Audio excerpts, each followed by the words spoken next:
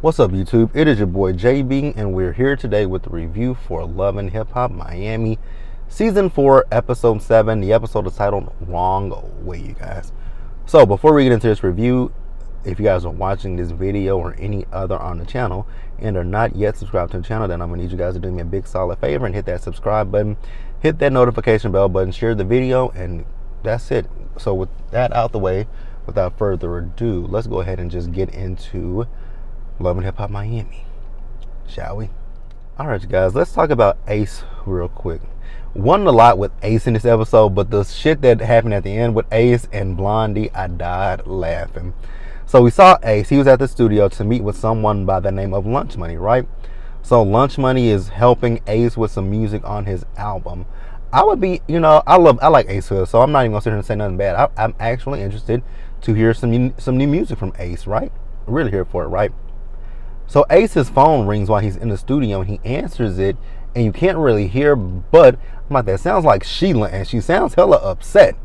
So he's like, I'll call you back. I'm like, you'll call her back. But that was the issue that you guys had when she had her, her episode, that whatever happened in that previous episode with her, where she woke up and you didn't really help her. I'm like, that was y'all's issue, but okay, Ace. So he goes outside and he calls her back.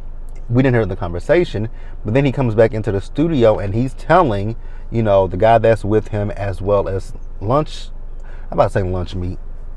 Money, the situation between him and Sheila, right? And I think Ace could be a little bit more sensitive to Sheila. I know that, he said that that's not how he was brought up, right? But just because it's not how you were brought up, that means at this point you need to change that pattern, change that behavior, right? Be there for your wife. If your wife is saying, hey babe, I'm not feeling this way, I'm feeling this way, I'm feeling like this, listen to her. She's not asking you to be her shrink, her therapist, or anything like that. She's just saying, hey, listen to me, let me vent, let me talk, she's actually asking for a safe space is basically what she's asking for, right? So then we see Sheila went to Orlando to have, some her time. Just have time to herself, which I'm all here for it, right? Take time to, enjoy yourself, court yourself, do whatever, right? So then later in the episode, we saw Ace. He met up with his mom and his sister and sister, right? So they discussed the Mother's Day brunch, right? And she was like, "Oh, how was it?" He was like, "It was okay. Like, I was just there to, basically to uplift and support the women, right?" So then Blondie says that Sheila had an attitude with her as soon as she walked in. And then when she did walk in and she spoke to her, Sheila didn't look at her and Sheila walked in the other direction. And production did show that none of that Blondie is saying actually happened. Like, none of what Blondie is saying happened. Blondie really made that whole scene about her. It was just Blondie. And I was like, Blondie, so you're not going to take any accountability for anything? It's just going to be all on Sheila, huh? Everything is Sheila's fault. Sheila this, Sheila that. I'm starting to see why Sheila would prefer not to be around Blondie, because, girl, you're not going to sit here and blame every single damn thing on me, right? So Ace tells Blondie that she needs to come off of the defense, which is 100% true. You need to come off the defense, sis. But then Blondie started crying and she put it on thick. And when I mean she put it on, I was like, oh, she putting 20 on 10 at this point, ain't she? Okay, Blondie. I don't know how this is going to work between Ace and Blondie and Sheila, but we gonna see. But let's move on. All right, you guys. I want to talk about Trina real quick. Trina needs to fire her team, or either she needs to put them on probation or something. Like, damn, because this whole entire season, your team has been slacking. Like, they've been making you. I don't know if it's your team giving you the wrong call times or what. I don't know, right? So Trina she's showing up to, she said a photo shoot, but it looked like a video shoot, right? It looked like she was on time, right? But then she's working with this up-and-coming artist. I forgot what her name was. So, like I was thinking, I'm like, oh, she's on time, so everything is going good.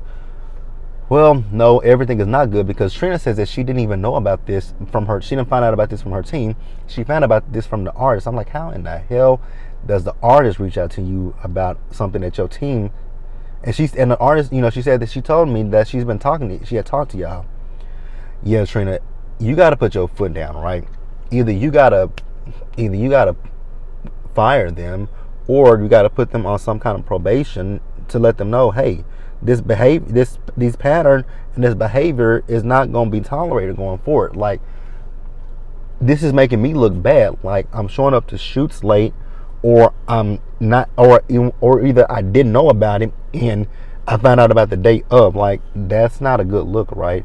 So yeah, your team is dropping the ball, and then she didn't even have the right attire for the shoot. I'm like, damn, how did y'all miss that? He said, I'm like, oh, okay.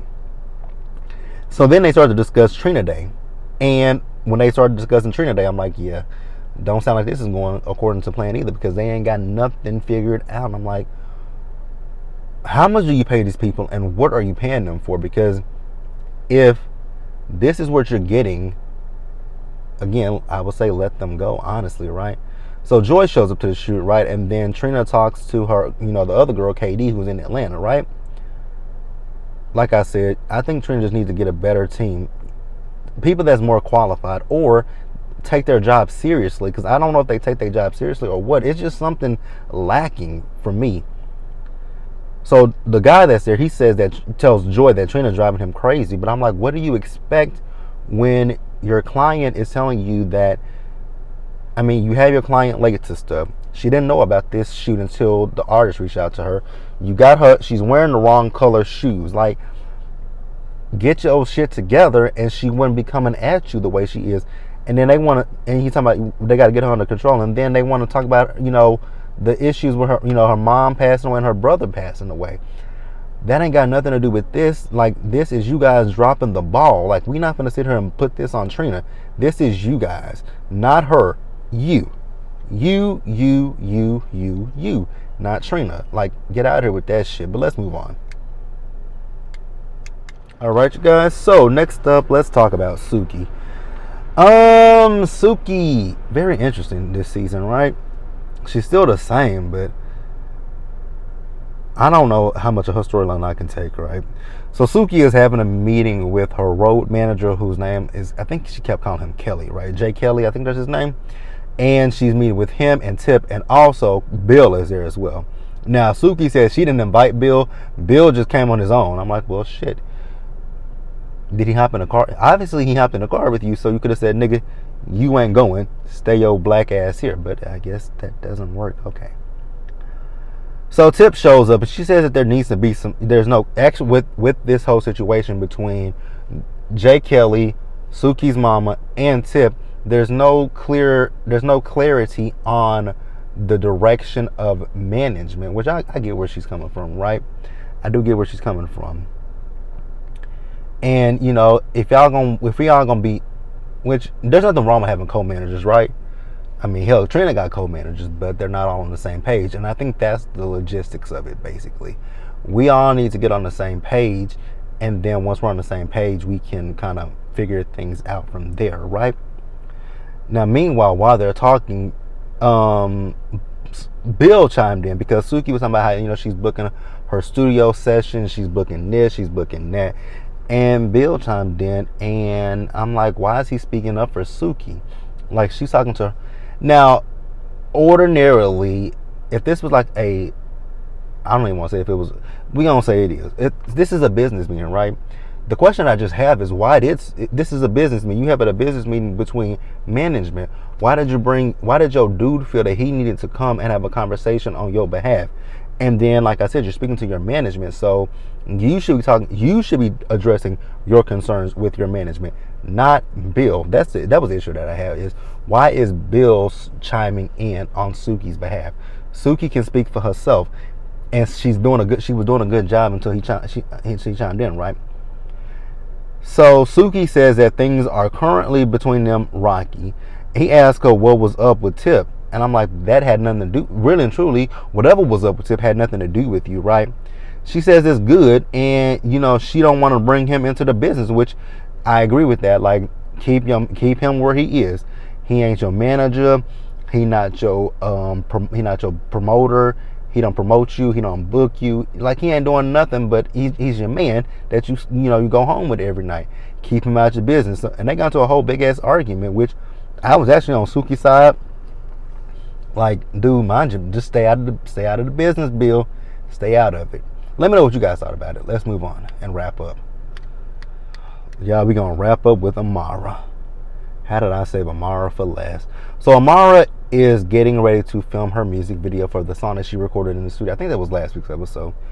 And her mom is out in that backyard. When I saw that big ass thing, that her name in the backyard with a figure of her, I'm like, oh my God, how much more tacky can this house get? Like, this house is already a monstrosity, and how can this house look? I mean, the house is the house itself is not ugly. The design is terrible inside. Like, I don't know where Amara went and bought all that god-awful, gaudy-ass furniture, but she needs to go back and she needs to go to a consignment store and sell that shit because it's a mess. So, her mom is saying she's not feeling well. She has headaches and she's feeling nauseous, right? So, Amara's like, you don't eat right. Your diet is bad. You need to get on your diet. You don't take your medication. Everything with Amara is a telenovela. Everything with her is a telenovela. Like, I'm like, girl, it is like everything with her is a telenovela. I mean, she is just extra out. And y'all know I love me some Amara. I actually follow her on Instagram, but damn. So then she goes into the house and she starts throwing away all the food. I'm like, okay, I guess, right? So then Amara and her mom, they're at the doctor. The one thing that, I'm not even gonna say that. Amara is talking to the doctor, right? He's telling her about her mom. She's not following her diet regimen. She's not taking her meds, which Amara already knew that, right? So then Amara, in her telenovela way, she says, I haven't had my period in about 3 weeks, and I can't tell my mom because I don't know how she's gonna respond if I'm pregnant by, what the hell is his name? Whatever his name is, Alan. But yeah, my mom, I can't really tell her. Yeah, I'm like, oh God, Amara, God. I just don't know how to handle Amara. So then they leave the hospital. They're back at the house. Amara, oh God, that house. Oh God, her mom is cleaning. No, you go sit. You sit down. Okay. So Amara talks to her dad, right? When she was talking to her dad, I could not stop looking at his nose. Like, this nostril right here, he has a gray hair that was hanging out. I'm just like, will somebody just please cut that hair? It's bothering me. So she says, the doctor told me that mommy is sick and I need you to step, to help me with mommy. Well, daddy is not going to be able to help you with mommy because daddy says he wants to go back to Santo Domingo and I might be pregnant. He says, congratulations. No, you can't tell her. Okay, Amara. I can't with Amara. I love Amara, but I can't with her. That's it, you guys. Let me know what you guys thought about the episode. Leave your comments in the comment section below. Subscribe to the channel and hit the notification bell button so you guys are notified when I drop in ghosts, and share the video. And until the next one, stay safe, take care of yourselves. Remember to wash your hands, wear a mask, social distance, be blessed, and I'm going to see you guys later. I'll see you guys later on tonight for Our Kind of People. Really enjoy that show. All right, you guys, so that's it. Bye.